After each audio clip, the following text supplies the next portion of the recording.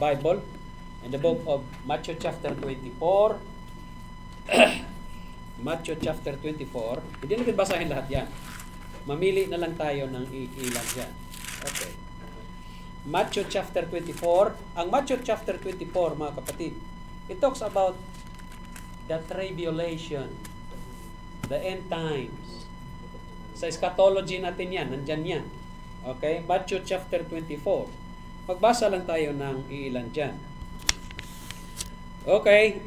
Amen, brethren. Nandyan ho ba kayo? Doon tayo sa Matthew chapter 24 at doon tayo sa verse 42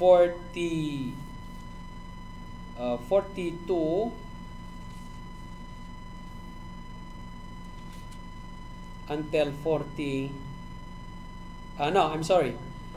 Matthew chapter 24 verses 46 to 47. Kasi ito ang purpose ng chapter na ito. Matthew chapter 24 verses 46 to 47. Basahin natin ng sabay-sabay, brethren. Okay, andyan ho ba kayo? Amen. Let us read verse 46. Blessed is that servant whom his Lord when he cometh shall find so doing. Verily I say unto you that he shall make him ruler over all his goods. Let us pray. Until verse 7 lang, mga kapatid. Let us pray. Heavenly Father, once again, Lord, we thank you, O God, for today. Salamat, Panginoon. In this chapter, Matthew chapter 24, it is a teaching, O God, under the doctrine of eschatology, the end times and your coming, O Father, the coming of the Lord Jesus Christ. We are praying, O God, that we will be faithful even until the rapture of Father, serving you, using our money, our talents, ourselves, offering our lives unto you, O God, that the only beneficiaries of this, O Lord, is other souls to be saved, O God. We thank you for all the brethren who are here. We are praying through the Holy Spirit to guide us to understand thy words. In all these things we thank you and we praise your name in the name of Jesus Christ, our Lord and personal Savior. Amen. Umupo na kayo, mga kapatid. Chapter 24 of Matthew, it is a start of this is called in a study of the Bible. Matthew chapter 24, dito ay pinag-usapan yung tinatawag na the 70th week. Alright? The 70th week of Daniel's prophecy. Dito pinapaliwanag kung anong itsura ng tribulation. Ang tribulation, brethren, in the book of Daniel, chapter 12, chapter 9, chapter 12, it is called the end of times. And it will just, Prophet Daniel exactly computed or calculated the dates or the duration of the tribulation. It will be just 7 years. Exactly the same, the calculation of John the Beloved in the book of Revelation, chapter 4 until 19. Alright? Ang Revelation chapter 4 until chapter 19, it talks about the tribulation. What will happen in the world, especially doon sa Israel, mga kapatid. Ang another name of tribulation is called in the book of Jeremiah chapter 30 verse 7, it is called Jacob's trouble. That is why hindi po ito trouble ng mga Pinoy. Okay? Hindi ito trouble ng mga Chinese, but it is a trouble of Israelites. Yung tribulation is for them. Alright? Kasi ang tribulation, mga kapatid, it will be the deciding factor, brethren, for them to be saved. Ang salvation ng Israelites pagdating sa panahong yan, when they will not be under yung mag-obey, susunod sila sa 666. Para sa kanila yan eh. yung tribulation. Hindi naman para sa mga Pinoy yan. Ang salvation sa panahong yan is for the Israelites. Yung mga Gentiles, tapos na ang salvation nila. Ang salvation ng mga Gentiles, wala pang rapture, is by faith in the Lord Jesus Christ. Ngayon, kung hindi nila ginawa yan, nag-rapture na, sigurado. Alright? Baka iniisip nyo, may salvation pang mga Gentiles sa panahon yan during the tribulation? No, no more. Kasi binigyan ng panahon ang mga Gentiles until the fullness of the Gentiles become in, and so Israel will be saved. Ang usapin ng tribulation, Israelites yan. Yung mga Gentiles, Pinoy, mga Chinese, mga Thailander, mga Amerikano, or ganito ganyan, ang salvation na wala na. Dahil pagdating sa panahon yan, chaos na ang mangyari, matinding pagsubok, matindi na ang problema sa mundo, chaos na ba? Magulo na ba? Ang mga hindi ligtas, susunod na lang din yan sa 666. Tingnan mo sa COVID-19. Sa COVID-19 pa lang, nung sinabi na i-lockdown ng mga tao, walang magawa ang mga tao. Anong nangyari sa mga tao nung COVID-19? Di ba? Sumunod. Walang magagawa, mga kapatid. Kasi ang usapin dyan sa Matthew chapter 24, clearly si Jesus Christ tinuruan na ang Israelites kung ano ang dapat nilang gagawin pagdating sa panahong yan. That is the day, sa Book of Thessalonians, ang tawag sa tribulation is God's wrath. In the Old Testament book Daniel, end of times. In Jeremiah, it is Jacob's trouble. Oh. In the New Testament, on the Old Testament, it talks about God's dreadful day. Kasi ipapakita ng Diyos kung paano i-magnify ang pangalan niya before the heathen, before the Gentiles, before the, ang mga key player, mga nations, pagdating sa panahong yan, sino ba ang mga nations na yung binanggit doon sa Book of Ezekiel chapter 38 to 39, anong mga bansa ang mga involved sa panahong yan, makikita nyo. Talagang may pangalan nilalagay doon. Gog and Magog, Gog, the prince of Magog, in the land of Magog. At kung aralin nyo ng malaliman yung Gog and Magog, naku po, Russia po yan. Andon ang Libya, andon ang Persia, Iran ba? Andon ang kings of the east. Kings of the east, it talks about millions of soldiers. And in the east, there is no any other nations who have millions of soldiers against Israel na magiging kasama ng Gog and Magog, maging kasama ng Russia. Sino ang kaibigan nila ng millions of soldiers? Walang iba, kundi ang China lang din. Hindi nyo ba alam ng China, their emblem is the dragon? Sabi nga, the sleeping dragon, the sleeping giant. Di ba alam nyo yan? Dapat hindi alam ba nila yan? Na ang dragon in the Bible, in the book of Revelation, it talks about the devil himself. Okay? Ganun. So ganun siya. Now, let's start the matter. Ang chapter 24 of Matthew is the beginning, is what we call the Olivet Discourse. Olivet Discourse. Mga malalim na term yan, ha? Pag sinasabi mong Olivet Discourse, ibig sabihin, sa Mount of Olive, dito ang region ng Temple of God. Diyan din yung the temple, the threshing floor of Arauna. Diyan si Jesus Christ pinako. Okay? Diyan sa lugar na yan ba? Kasama yung Jerusalem. Yan din ang Mount Moriah sa panahon ni Isaac, inoffer siya ni Abraham. Diyan nag-ascend si Jesus Christ. Diyan din siya babalik. Yan ang tawag ng Olivet Discourse in the Mount of Olive. Okay? Yan ang ibig sabihin niyan. Now, ang sabi diyan, in Matthew chapter 24, verse 1, and Jesus went out and departed from the temple, and his disciples came to him for to show him the buildings of the temple. Dito sa Mount of Olive yan, ha? And Jesus said unto them, sabi, say ye these things? Verily I say unto you, there shall not be left here one stone upon another that shall not be thrown down. Ang templo na yan, mga kapatid,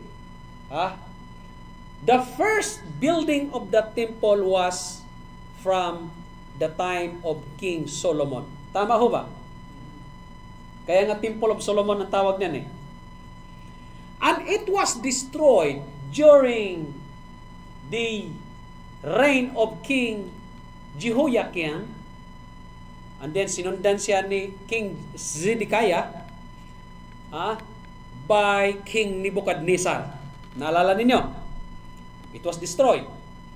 And then pagkatapos yan, it was rebuilt during the time of King Darius. Tama? Nung nandoon sila si Robabel, sila si Nehemiah, nag-rebuild ng templo. So that was the second temple.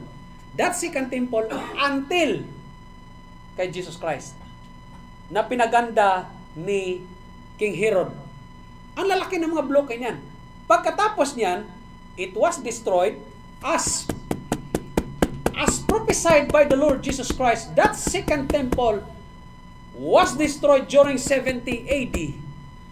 70th century AD by emperor during the Roman Empire named Emperor Vespasian. Si Vespasian, mga kapatid, si Emperor Vespasian, his name is Emperor Titus Flavius. Emperor Flavius Vespasius of Italy. Okay? So, yon ang nangyari. Second temple yan, nasira. Ang third temple, ginagawa yan ngayon. Hanggang third temple lang. Pag natapos ang third temple, ang propesya niyan, ang mga Hudyo, mag-offer sila doon sa Book of Numbers at saka sa Book of Hebrews, mag-offer sila ng tinatawag na, kasi darating ang Misaya, na iniisip nila, darating yung Misaya eh. Hindi nila alam na yung pinako nila, Misaya na yan eh. Ang pag-offer nila ay yung pula na baka. Ang tawag doon, the red heifer. I-offer yan doon sa third temple mismo. Saan ang third temple? Nakikita ba yan natin ngayon, Pastor? Hindi. Bakit? Nasa ilalim yan ng Al-Aqsa Mosque nila ginawa eh. Kasi alam din ng mga Muslim na pag dumating daw yung Mahdi nila, Misaya ba? Na Jesus Christ, diyan din babalik. Kita mo, naniwala din sila. Pero hindi nila alam na mga Hudyo, ginawa na rin nila sila ilalim. Kasi ang plano daw, bubumbahin daw yan, tapos lalabas na yung Temple of Solomon. Hindi mangyayari yan. Hindi mangyayari yan. Okay? Bakit? Magulo ang pangyayari na yan pagdating. Diba? Pagdating ng templo, babasagin nila at lalabas ang templo. Mag-offer sila. Sa 7 years tribulation, mga kapatid, ganitong itsura. Ang 7 years period doon sa Book of Daniel, exactly 7 years talaga. Okay? 7 years pagkwintahin mo yan. Ang kalahati ng 7 years, 3.5 year, ang Israel, ang Antichrist will be having, ang Israel having a peace with the Antichrist. Alright? Pagkatapos ng half of the 7 years, dudumihan ngayon, doon sa Book of Daniel, dudumihan ngayon ng Antichrist yung templo ng Jerusalem, yung templo, desolate yun eh. Dudumihan niya yun eh. Desolation of desolate nga yan, ang binanggit doon eh. So, ititigil ang sacrificial offering doon Doon sa book Daniel, ang ginawa ni Epiphanes IV ay yung karne ng baboy at dugo ng baboy, talagang doon sinakripisyo. Nagalit nga yung mga Hudyo eh. So, ganon din ang mangyayari pagdating ni Jesus, pagdating ng tribulation period. 7 years, ang kalahati, mayroong peace ang Israel with Antichrist, and after 3.5 years, yun na ang matinding tribulation nila. Okay. Of course, si Moses and Elijah, at that time, magpo-prophesy din sila. What prophecy they will do? The prophecy of salvation unto them. Doon sa Book of Zechariah, maliwanag na sinasabi niya doon na yung tinusok nila sa gilid, yun na yun ang Messiah na hinintay nila dapat noong unang panahon. Pero ang nangyari, pinako nila. Tama o ba? No? So, ganun ang itsura ng 7 years. Malalim na pag-uusap yan. In fact, nandoon yan sa eschatology natin. Himay-himayin natin yan. Okay? Kasi nandito na tayo sa malapit na. Pero, hindi tayo papasok doon. Hindi tayo papasok doon. Ito ang itsura ngayon ng 7 years tribulation. Sabi dito. Ang sabi ni Jesus Christ, nakita ninyo itong templong ito? Sabi niya, walang matitira dito ni kahit isa man lang na bato. Talagang lahat to, mababasag to. Mas masisira to. It will be destroyed. Ngayon, that was a literal prophecy of the Lord Jesus Christ na talagang masisira yung templo, ang second temple.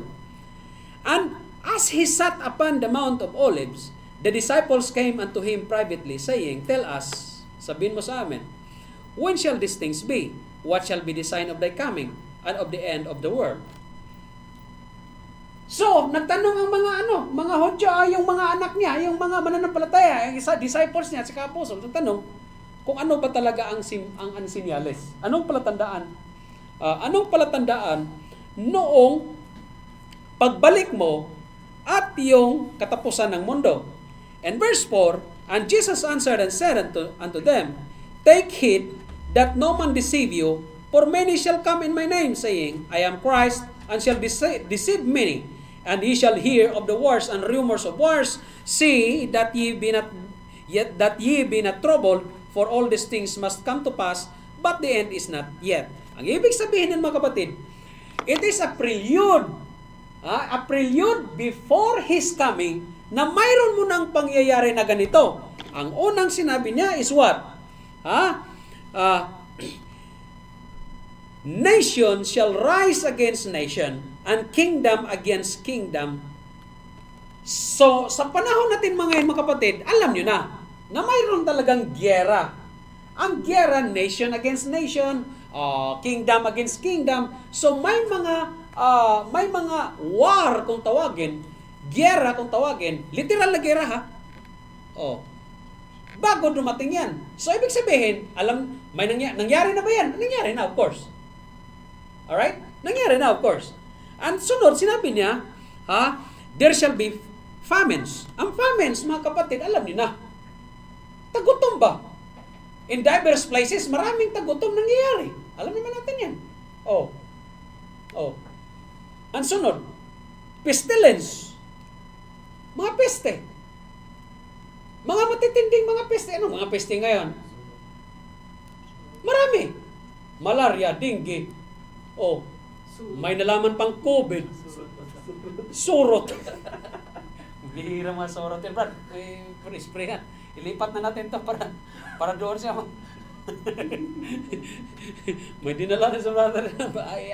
Dandahanin natin pag ano, Brad. Dapat, bago mag-celebrate tayo, mag-usap tayo, mga kapatid, mag-celebrate tayo ng Thanksgiving Day. Thanksgiving Day tayo. Huwag yung Christmas. Thanksgiving lang natin. Pasalamat ba? Thanksgiving. Kung baga, ang pagpapala ba ng Diyos ba sa buong taon natin ba? Bakit? Pastor, paano kung magpasalamat? Dami kong problema eh. Bakit? Hindi ka ba marunong magpasalamat kahit maraming problema? Tapos, bawat isa sa atin, magdala ng pagkain. Ano palagay niyo? Hindi kayo mapalagay, no? Ha? Kanin. Bagoong daw. Sister, mayroon pang bagoong dyan. Oh. Pag-usapan din natin yan, ha? Sa December. December. Kaya nga lang, magbakasyon sa brother. Hindi makaano to. Sa poll yung mga ano. Di tayo dito. Oh. I-approve. Oh. Mahal ko masaya. Pastor, magdala ako ng 12 na bilong. Hirap ako. Kadas ka na naman, brada. Tapos magsuot ako ng polka dots, kulay green o kulay, talaga naman sinunod. Yung pa yung ma-incheck wakang na yan. 12 disciples daw. Joke lang. Thanksgiving lang. Ang term natin Thanksgiving. We'll preach the word of God. Thanksgiving. Dala tayo ng mga kaibigan. Punta tayo sa church. Ano? Oh. Hindi yung tayo lang. Papagmumukha lang natin ng ano sa ano. Wag. Oo, magdala tayo ng kaibigan natin. Wag lang Muslim. Ano sa palagay niyo? Magandang plano, di ba? Oh. Kasi yan man talagang ginagawa sa Pilipinas mga churches doon. Pagdating ng December, hindi sila magki-Christmas. Kasi ang Christmas kasi mga kapatid, pagka aralin niyo yung Christmas, sa Tornalia kasi yan. O ano yan? Pagan practice ba? Baka naman makita pa may mga ginagawa na kayong mag-Christmas tree, ha? Wag ha. Wag yan. Kasi ano yun? Alam natin na pagan practice yun. So tayo, ang gagawin natin, pasalamat lang tayo sa Diyos. Ano sa palagay niyo? Panginoon, salamat sa sasakyan na ipagkaloob mo sa akin, Panginoon, na taho talaga, malaki, ito na talaga. Ganun. Alam niyo, ang Diyos may pagpapala yan eh. It's a matter of maghintay tayo talaga. Now, palagay niyo. Ganun man yan. Mga anak tayo ng Diyos para sa ano pa? Ng mga anak tayo ng Diyos, tapos pinahirapan pa. Oo. Pastor, parang ikaw lang So, ganun lang. Tayo maganda yan. Pag-usapan natin. Dala tayo ng kanya-kanyang pagkain. Pastor, itang isang putahe sa akin. Pag naipon yan, dami na yan. Ganun lang.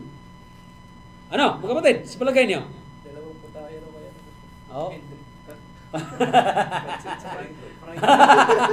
Pansit sa kaitlog.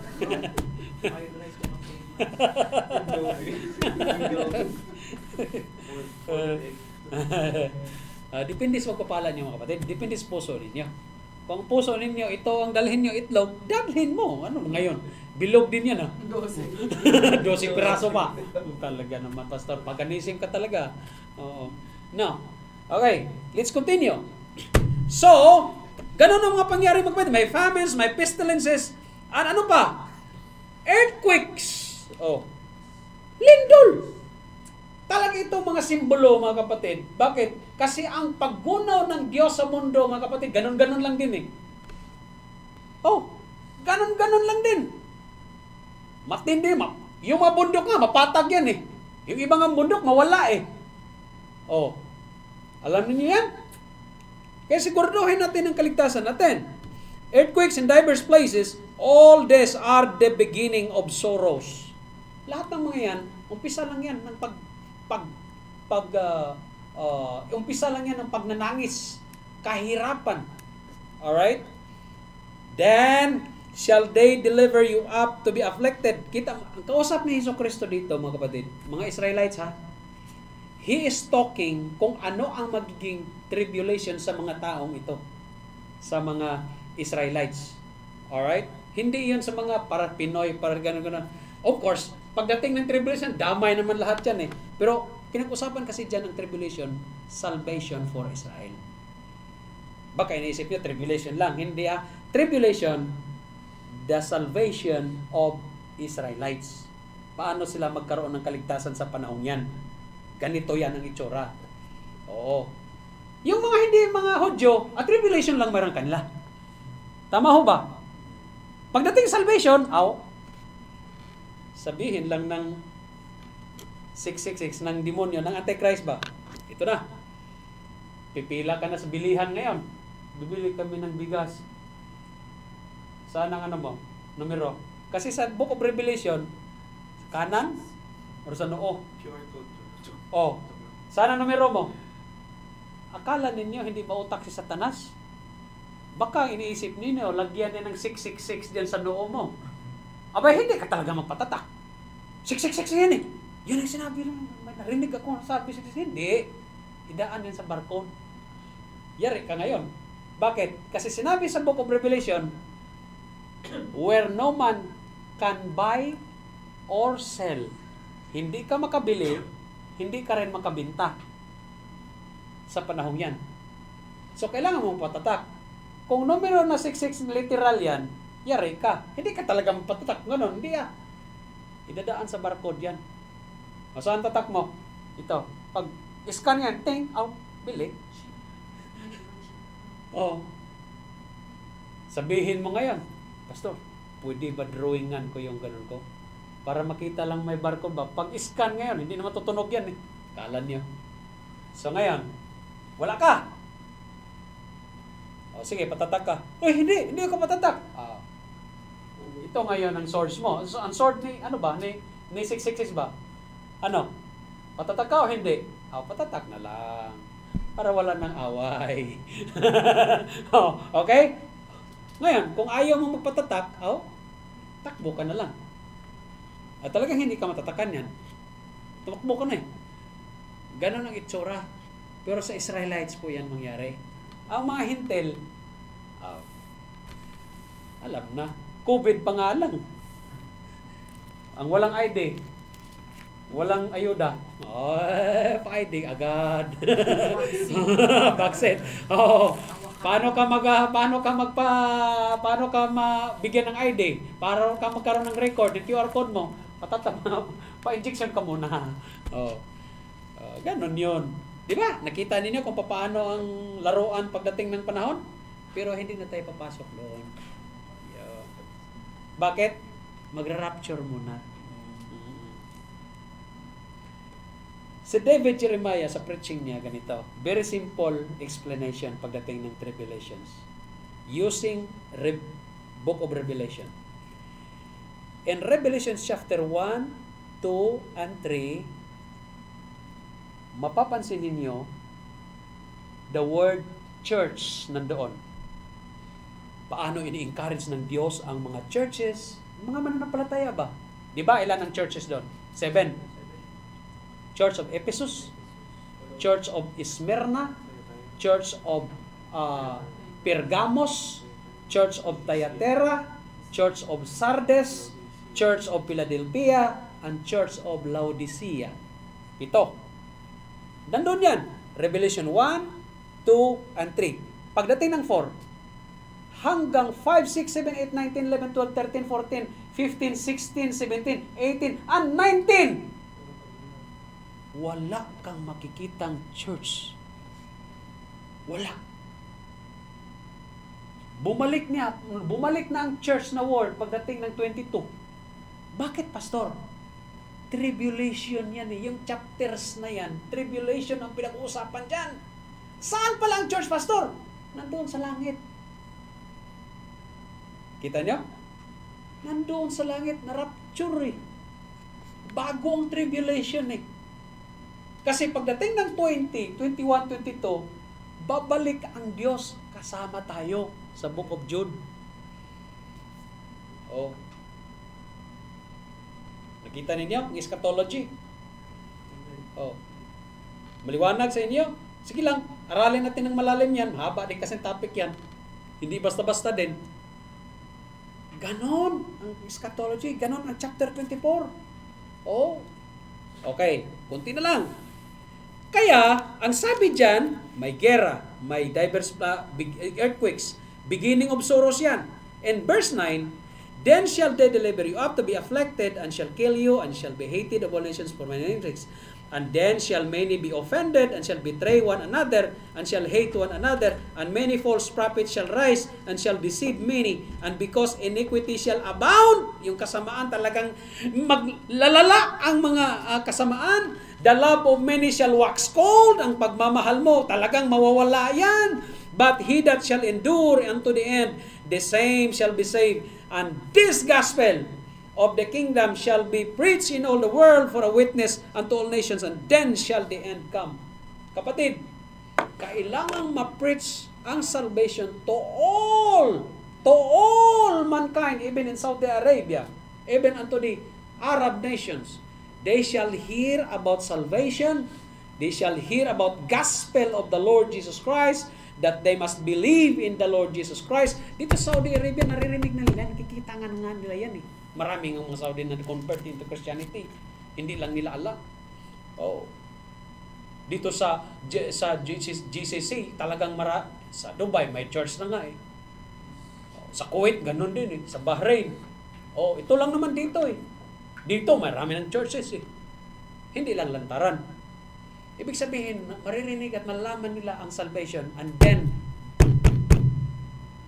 the start of the end will come. At ang starting point ng end of the world will start first in tribulation of Israel.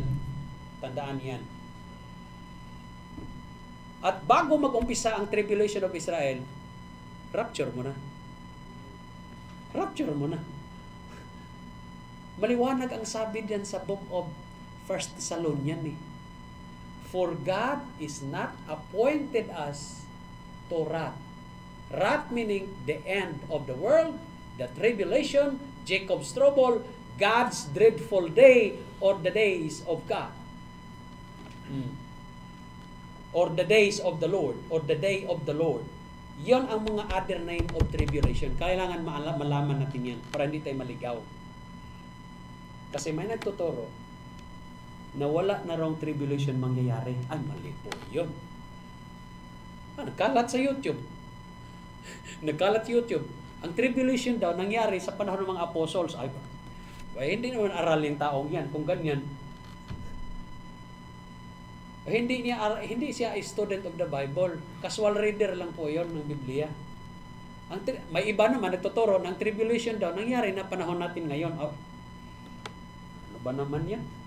Oh, aral ka muna doon sa sa Bible school ng mga Baptist. Huwag dyan sa ibang mga Bible school na yan, ibang tinuturo niyan eh. Ha? Yung about yung panahon ni Hitler, meron mga nagsasabi na yung panahon daw ni Hitler. Iyon ang tribulation. Hindi. Kasi alam mo, Brad, Kasi yung World War, di ba, yung pangyayari ng panahon Hitler, before World War II yun eh. Brad, dito, may binanggit dito sa 24, the parable of the fig tree. Ang parable of the fig tree, exactly it will start the restoration of Israel, May 14, 1948. di ba sila? Oh, kaya yung kay Hitler, panang Holocaust, hindi po yung tribulation ng Israel. Bakit? Pangalawa, walang rapture nangyari. Oh, maliwanag doon sa 1 Thessalonians ba na tayong mga mananampalataya, ma-rapture muna. Ang 1 Thessalonians nagtuturo ng rapture. Okay? Chapter 4 and chapter 5. Nagtuturo po yan ng rapture. Na ang mga mananampalataya, hindi na papasok doon sa tribulation na yon. Kundi, ma-rapture na tayo. Yun ang 1 Thessalonians chapter 4 and 5. Bakit? Ang Daniel chapter 12 verses chapter 12 verses 8 to 13 at saka yung chapter 9 at saka yung Zechariah at saka yung Isaiah at saka Jeremiah chapter 33 verse 7 and Matthew chapter 24 and doon sa kining Revelation chapter 4 until chapter 19 it talks about the tribulation. Oh.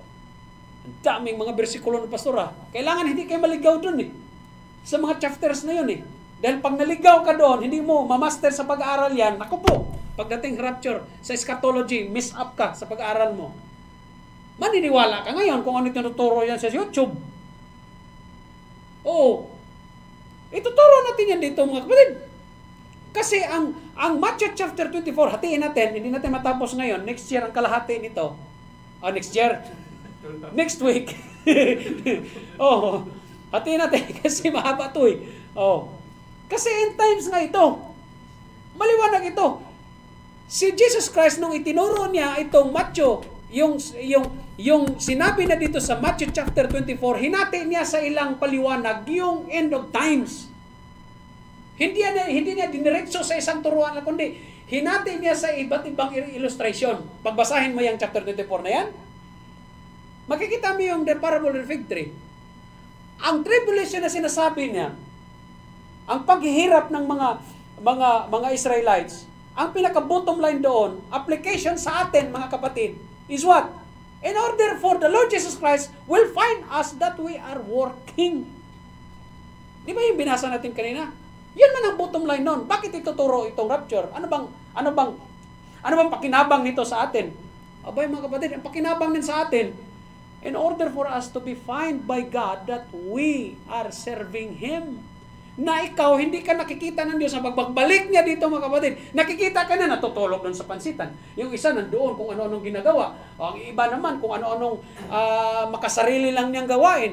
Hindi na nagtatrabaho sa Panginoon. Yung iba naman nasa basketballan, nasa iba nasa may isawan o kaya sa mga ano pa bang sa street. Kung ano-ano lang ginagawa. Sa bata, yung iba. Ang purpose nito, that God will find us productive sa pagbalik niya. Di ba, sinabi natin kanina, ang gusto ng Diyos, that He may find us so doing, na matatagpuan tayo ng Diyos sa pagbalik niya, na tapat. Tapat sa Kanya ba? Pastor, paano ba maging tapat sa Diyos? Kapatid, nagtatanong ka pa kung paano maging tapat sa Diyos. Hindi mo ba ma-discern kung ano talaga ang katapatan mo sa Panginoon? Hindi mo ba maisip kung ano talaga? Pastor, nahirapan ako Paano ba? Minsan kasi pag makamundo ka talaga, mahirapan ka talaga. Kasi there is a difference between temporal thing and eternal thing. There is a difference when we are talking about godly at saka worldly. Pastor, nahirapan kami. Talagang hirap na hirap. Tingnan mo, nagtatides ako. Nawalan tuloy ako ng 1,000. Marami na itong mabili. Marami ng utang mabayaran nito. Pastor, hirap na ako talaga sabi naman ng Panginoon, and I will be with you even unto the end of the world. I will not forsake you nor leave you. Di ba? Marami pananampalataya talaga ang kailangan mo. To continue mga kapatid, just give me 2 minutes. Kaya ang sabi dyan mga kapatid, and because in verse 12, and because iniquity shall abound, grabe ang kasamaan talagang lumalala. And the love of many shall wax cold, manlalamig talaga. Ang pagmamahal mo mawawala din. Pagmamahal mo sa asawa mo, pagmamahal mo sa kapatid mo, sa mga magulang mo, ganito, ganyan, wax cold, manlalamig. Nanghihina na rin. But he that shall endure unto the end, the same shall be saved, and this gospel of the kingdom shall be preached in all the world for the witness of all nations, and then shall the end come. When ye therefore shall see the abomination, dito sa verse 15, when ye therefore shall see the abomination of desolation is spoken of by Daniel the prophet, stand in the holy place, whoso readeth, let him understand. Then, pag nangyayari na ito, sabi niya, yung pangyayari doon sa Daniel chapter 12, exactly, pag sinabi mong, sabi ni Jesus Christ, kung ano ang nangyari doon sa sinabi ni Prophet Daniel, ganon din ang itsura dito sa tribulation na ito. 7 years, may pagdudumi sa kalagitnaan. Daniel chapter 12. Brad, bilisan mo. Daniel chapter 12, verse 8.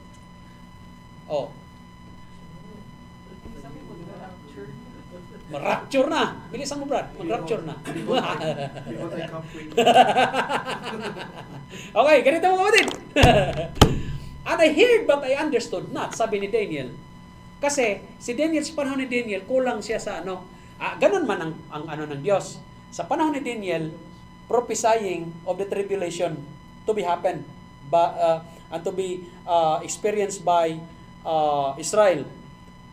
Pero ni-reveal ng Diyos sa panahon natin ngayon sa Book of Daniel, Book of Revelation at saka Matthew chapter 24.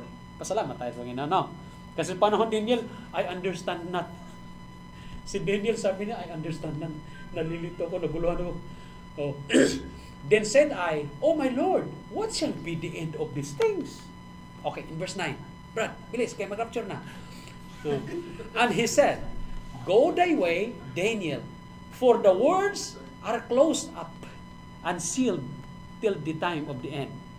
Sa panahon ni Daniel, Sige lang. Maunawaan mo rin yan pagdating ng panahon. Oo. Sabi niya, kasi closed up yan at saka nakasilyo yan. Ipapakita din ng Diyos pagdating ng panahon. Salamat sa Panginoon. Pinakita sa atin in the book of Revelation. Kasi kung wala ang book of Matthew, wala din book of Revelation, paano natin maunawaan ang sinabi niya ng book of Daniel? Si Daniel, hindi na naabutan yon.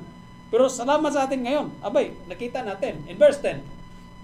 Kaya pag-rapture na. Many shall be purified and made white and tried, but the wicked shall do wickedly. Kita mo, may mga maligtas. Marami ding ayaw talaga maligtas. And none of the wicked shall understand. Yan ang sinasabi ko sa inyo. Pagdating ng tribulation, yung mga hindi ligtas na yun, mga Gentiles na yun, mga Pinoy, mga ganito. Pagdating ng tribulation, hindi na mo nawaan, kapatid. Bakit? Ang salvation at that time, pinaliwanag natin sa panahon ngayon. Si pastor doon, si kapatid dito. Pinaliwanag yan. Oh, salvation, ito ang salvation. Pero kung ayaw lang tumanggap at nag-rapture na, pagdating dyan, hindi na mo nawaan yan. Yan ang sinasabi ko sa inyo. Bakit? Ang tribulation sa Israel yan. Ang book of Revelation sa Israel din yan. Jacob's trouble nga yan ang pangalan yan eh. Sa Matthew chapter 24, ang kaharap ni Jesus Christ, mga Israelites. Oh, the wicked shall, and none of the wicked shall understand, but the wise shall understand. Okay? Okay. Verse 11. And from the time that the daily sacrifice, ito na, yung sinabi ni Jesucristo dito sa Matthew chapter 24. Kung anong sinulat ni Daniel, ganon din ang mangyari pagdating ng tribulation ninyo. Paano ba nangyari pala, Pastor? Ang ginawa kasi doon sa book of Daniel, ganito. And from the time that the daily sacrifices shall be taken away. Sa 7 years na may pangyayari sa panahon ng Old Testament bago si Jesus Christ, si Epiphanes IV, si Antiochus Epiphanes IV, yung isa sa leader during the time of Alexander the Great, di ba? Nung namatay si Alexander the Great, mga generals niya na hati-hati. Si Ptolemy sa Egypt. Okay. Si Antiochus IV, yung yung sumunod na yun eh. Dito naman sa Syria, tsaka Judea, yan na yan. Yung Seleucid naman, doon sa unahan, dito. Basta mayroon si Cassander, doon. Ganon yan, yung 4 generals ni Alexander the Great. Okay, by history na lang yun. Ang ginawa kasi ni Antiochus Epiphanes IV, mayroong, ang ginawa kasi ni Epiphanes, tingnan natin. The abomination that make it desolate sit up, there shall be 1,290 days. Literal na 1,290. So, ibig sabihin, 1,290. Tama! 1,290. Verse 12. Blessed is he that waiteth and cometh to the 1,305 and 30 days. Ibig sabihin, kanina, 1,290 plus 1,305 and 30. 1,335. Yung mga magaling sa math. Okay. 1,2, kanina, 1,290 plus 1,335. Tama! Naguluhan kayo, no? Walang mga pastor. Mahina kami sa math. All English, Pastor. Ha? All English. All English kasi. Kasi pagbasahin mo, 1,000 and 300. So may 1,300. And 5 and 30. So may 35. So ibig sabihin, 1,290 plus 1,335. Ilan? 2,625. 2,625. 2,625. Sure ka na ba? Divided by 365. In 1 year. Yun, 7 years. Ibig sabihin, ang tribulation, kapatid, is 7 years. Nakita na niya. Ang sabi ni Jesus Christ, engineer kasi Brad eh. Ganun ang mga engineer Brad, matindi sa mathematics yan. Kasi mag-calculus yan, yung mga loading, yung mga load niyan Brad, sa ano Brad, yung mga ratio, alam talaga nila. Engineer yung calculator daw. Calculator, Pastor. Ha? Calculator. Walking calculator. Iba talaga ang mga inhenyero. Oh. So, mga kapatid, exactly ang sinabi ni Jesus Christ pagdating ng tribulation, 7 years ang sinabi doon sa Book of Revelation, 7 years na exactly ang sabi ni Jesus Christ ang tribulations, ganun ang itsura sa panahon ni Daniel. Na yung 7 years na yan, mayroong pagtitigil doon sa verse 13. Tingnan natin sa verse 13. Okay. Sa verse 10. Sa verse 10. Verse 10. Ayaw bumalik? Bro? Yan, verse 10. Okay. Verse 11. Verse 11. May pagdudumi dyan eh. Okay. Verse 9. Sorry. Yun na yan. 11. 11. Yan, tama. Ang tribulation ganito.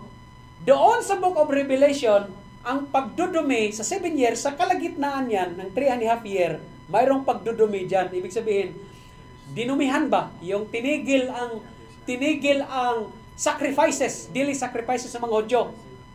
Ganon ang 7 years tribulation. Exactly, dito sa Daniel, sabi niya, and from time that the daily sacrifice shall be taken away, itigil ba? Okay? And the abomination that make it desolate, ang pagdudumi, that make it desolate, set up. May desolator ang tawag dyan na magdi-desolate. Parang kapatid, pasensya na kayo. Malalim ang mga terminology dyan. Okay? Kasi may desolate, ang abomination, pagdudumi. Yung desolate dyan, desolator po yan. Nadudumihan niya ang templo. Okay, balik tayo doon sa Matthew chapter 24. Sa Matthew 24, sinabi doon sa 15, para maunawaan natin, when ye therefore shall see the abomination of desolation, pagdudumi sa pamagitan ng tagadumi, ibig sabihin, abomination, pagdudumi na yun eh. Yung desolation is pagdudumi din. Pero para maunawaan mo ang interpretation ni Clarence Larkin, yung pagdudumi by the desolator. May tagadumi dyan eh. Now which is, doon sa Book of Daniel, si Antiochus Epiphanes IV, pero dito, sa panahon ng tribulation ng Israelites na pagdating ng panahon, ay ang magdudumi, ang Antichrist. Alright? Ang Antichrist. Sino ang Antichrist sa eschatology natin? Alam naman natin, Roman Empire din yun eh. Paano? Ang itsura ng Roman Empire, kung paano nangyari yung Roman Empire sa una, yung beast, di ba? May mga beast yun. Yung dream ni King Nebuchadnezzar, di ba? May mga beast yun, di ba? Yung tao, tapos it talks about the beast. Doon sa eschatology natin, yung Antichrist doon, that is the resurrection of the Roman Empire, which is sa panahon ngayon, kung sino yung masasabi mong Roman, itsura ng mga Roman na may kapangyarihan, which is sa panahon ngayon, alam naman natin na ang Vatican is so powerful. Nakikita ninyo? He will play as a Antichrist doon sa tribulation na 7 years. Sa first 3.5 year, mayroong peace ang Israel with the Antichrist, at pagkatapos ng sa kalagitnaan doon, yun na ang umpisa ng pagdudumi, pagtitigil ng daily sacrifice, which is tutulungan ng Antichrist ni Satan mismo. Kasi siya na ang magpapakilala ng talaga. May Antichrist, pagkatapos ng 3.5 year, si Satan na mismo ang mag-take over kay Antichrist. Yan. Doon yun sa Book of Revelation. Basahin natin yung Revelation chapter 4 until chapter 19. Yan. Pastor, parang wala kami maintindihan na. Parang wala kami maintindihan sa doctrine kasi yan, mga kapatid. Oo, doctrine kasi yan. Pag nakuha ninyo, nasundan niyo yan, ganitong technique niyan pag mag-aral kayo niyan. Huwag niyong basahin sa isang araw lang. Ako, it talks for me many months to study. Hindi mo makuha sa isang basahan yan. Kailangan marami kang materyales. para maunawaan mo. Ako hindi ko maliligaw dyan eh. Bakit? Kasi marami akong materialis. Kaya nga nilabas ko yan, no? Oh. Tingnan nyo paano ko yan binilagyan ng mga tanda. Oh. Kasi nandito yan. Para lalo kong maunawaan. Oo. Pag mayroong lumapit sa akin at mag-umpisang magkwento tungkol dyan, malalaman ko talaga kung aral ba siya o hindi. Mauunawaan ko kung aral siya o hindi. Oh. Bakit? Pag nabasa mo yan, sa sobrang dami niyan, tapos dagdagan mo pa dito. Oh, ganun ang tribulation na sinabi ni Jesus Christ. Well, anyway, tumigil tayo dyan sa ang 7 years tribulation sa Book of Daniel. Kung ano ang sinabi ni Daniel, exactly ganun din ang itsura. Kasi tribulation sa panahon noon, at mangyari ulit iyon, ang tribulation pagdating sa Israel. Alright? Kasi sinabi ni Jesus Christ eh, bantayin niyo kung ano sinabi ni Prophet Daniel at unawain niyo.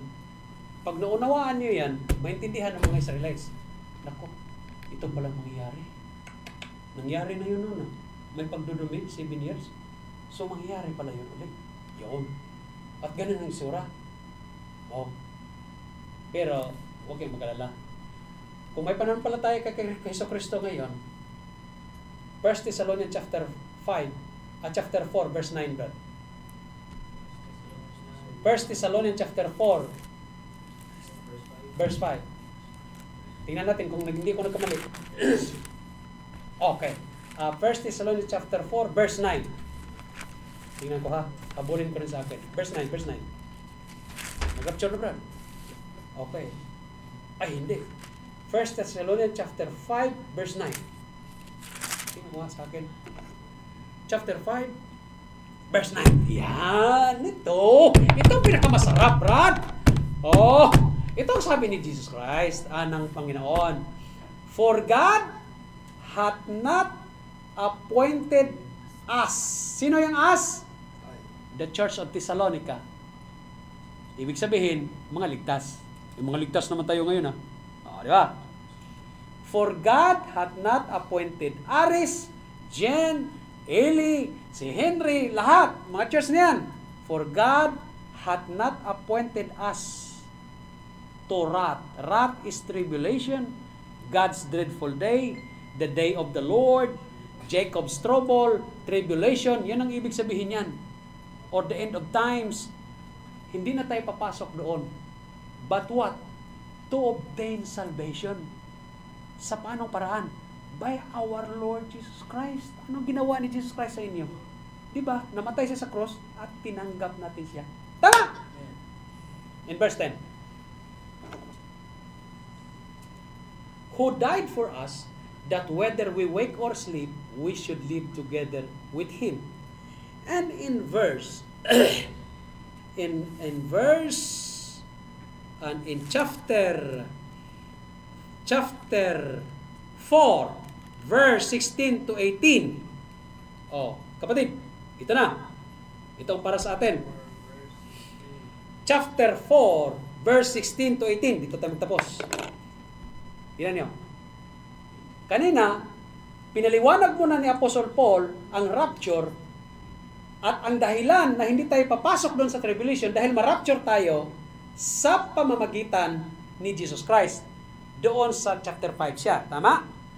Sa 16, inuna kasi pinaliwanag ni Apostle Paul na ganito ang mangyayari sa atin, mga kapatid. For the Lord Himself shall descend, bababa, from heaven with a shout, with the voice of the archangel, and with the trump of God. With the trump of God. Kasi may trumpeta eh. Hindi natin alam, baka si Donald yan eh. Oh, the trump of God. And the dead in Christ shall rise first.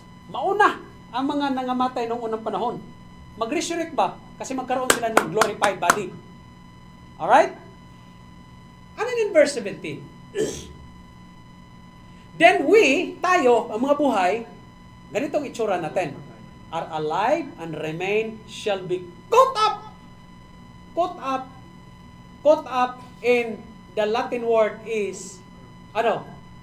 Brad? Raptoro. Okay? In the Greek word, harpazo. In the Latin word, raptoro. In English, rapture. Yun yung caught up kasi doon sa Greek, di ba ang New Testament is in Greek text or in Greek language? Tama? Di ba ang New Testament in Greek pagkasulat? Ang Old is Hebrew-Aramaic. Okay? Which is called Masoretic text. Dito sa New Testament, Greek text or Textus Receptus. Ang caught up dyan, ang pagkasulat doon sa Greek, harpazo.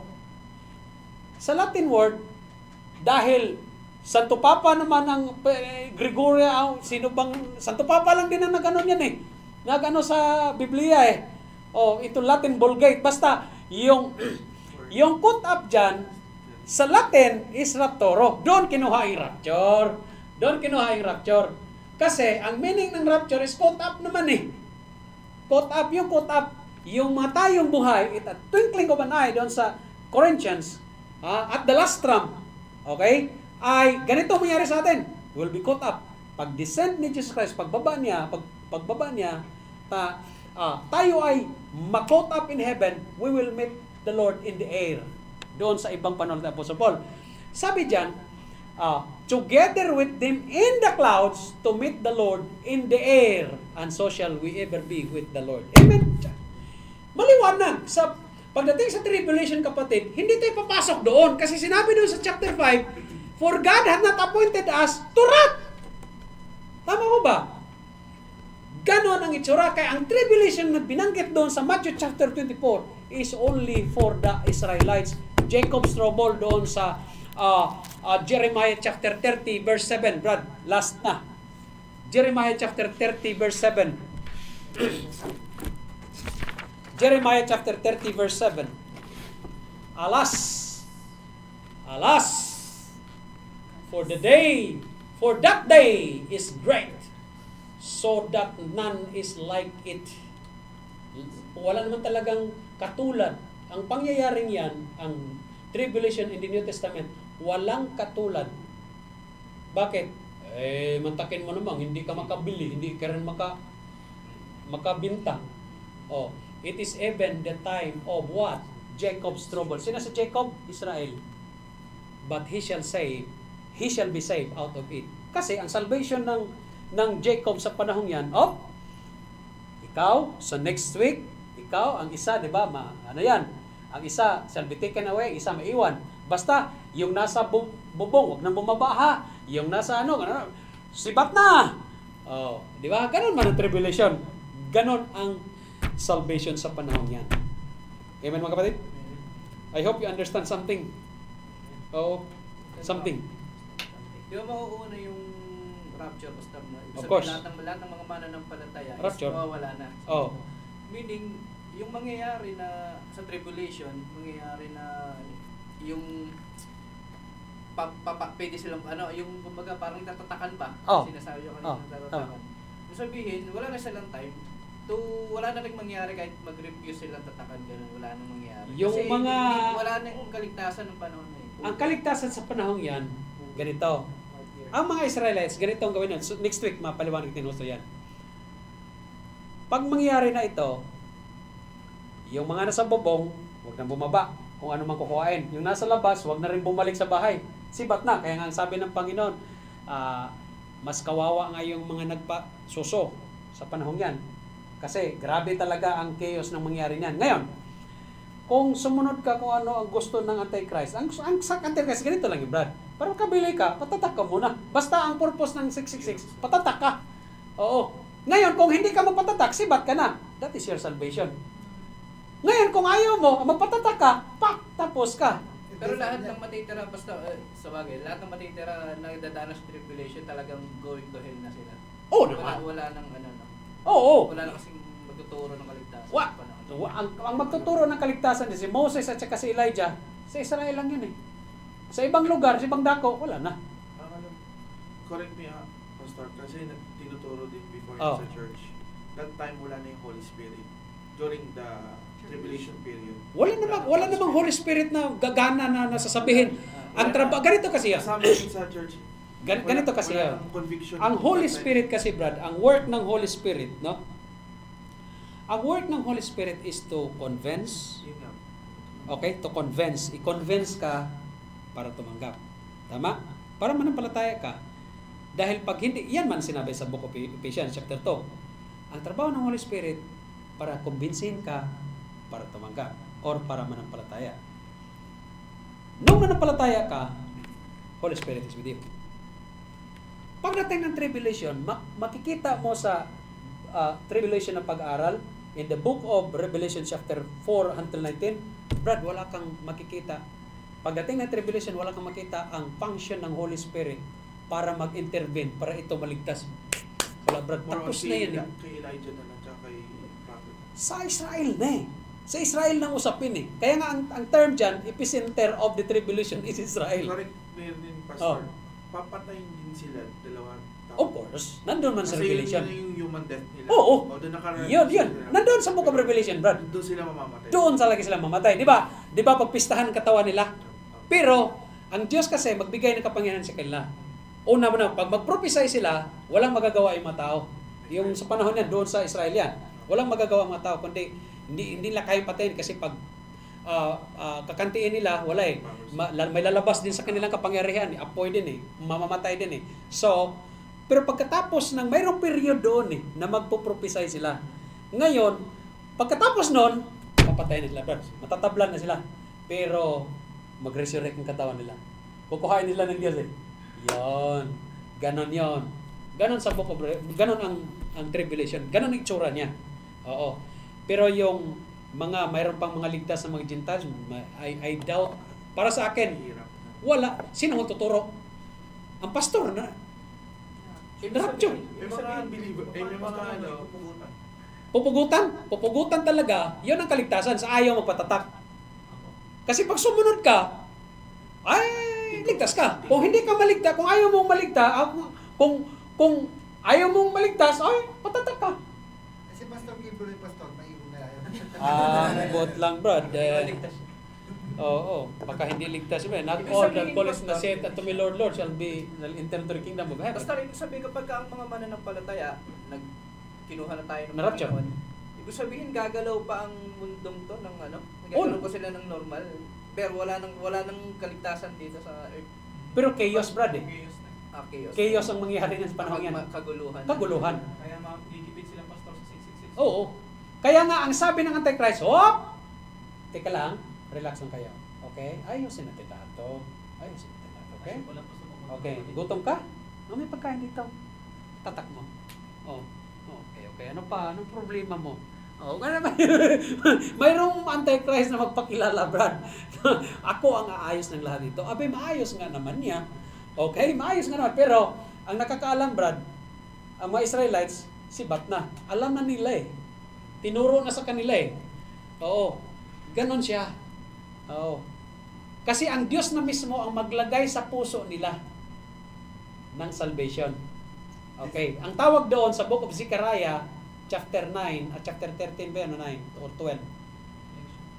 God will put them the spirit of grace. Spirit of grace. Biyaya. Ano bang biyaya? Okay, buhay nga nung walang hanggan yan eh. Ganon yun. And they shall mourn. Magmumorn sila. Bakit? Yung tinusok nila, whom they had first, yun na pala yun. Oo. Sana nanampalataya tayo. Hindi na tayo aabot sa ganito. 7 years pa naman to. O, di ba? Kita ninyo? Pero tayo, wala. Ano tayo? Yung panahong yan, gagalaw, iikot at iikot pa rin ang galaw ng mundo, pero magulo. Yun. Basta may last question. Oh. Kasi binanggit niyo yung term na desolator. Oh. Meron kasi akong parang meron silang tinatawag na unholy trinity that time. Unholy Trinity, okay. The beast, the Antichrist, at saka isa. False prophet. Okay. Sino dun yung desolator? Ang desolator doon, Yung Brad, si Antichrist, Antichrist. the beast, and the Antichrist. Oo, Antichrist, Siya Brad. Ang doon sa siya Book yung of Revelation, magsisimula ng actually, ang Antichrist beast din yun. Si Satan beast din siya. First beast at second beast. Doon sa Revelation chapter 13.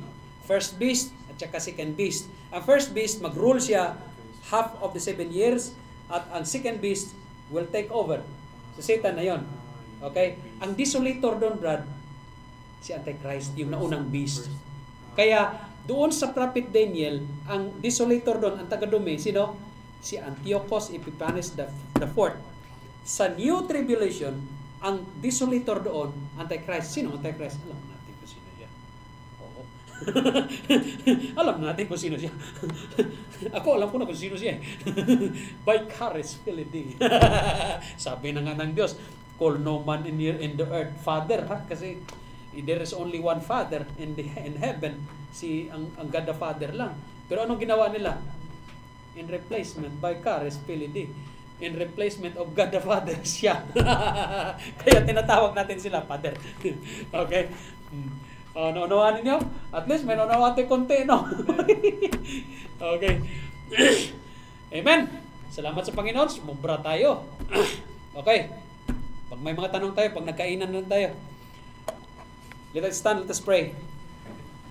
Our Heavenly Father, once again, Lord, we thank you, God, for today. Salamat, Panginoon, sa iyong salita in the book of Matthew chapter 24. Tulungan niyo po kami, O God, malalim pag-aaral na ito, but Lord, help us to understand. Teach us, O Father. Give us a humble heart. Give us a heart that to serve you, O Lord, in spite of what is happening today sa mundo, Panginoon. Mahirap man, Panginoon, but Lord, you are in control sa buhay namin. Protect us always and guide us always. Salamat sa mga kapatiran nandito. Pagpalain niyo po sila. Pagpalain niyo po ang inyong salita. Purihin po ang inyong pangalan. In all these things we thank you and we praise your name, the name of Jesus Christ, our Lord and personal Savior. Amen and amen. Salamat mga kapatid. Be the glory. Amen. To God be the glory, great things He hath done. So lovely the world that He gave us His Son. Will in His life as atonement for sin, and open the life gate and all may go in. Praise the Lord, let the earth hear His voice. Praise the Lord, let the people rejoice. Oh, come to the Father through Jesus the Son, and give Him the glory. Great things He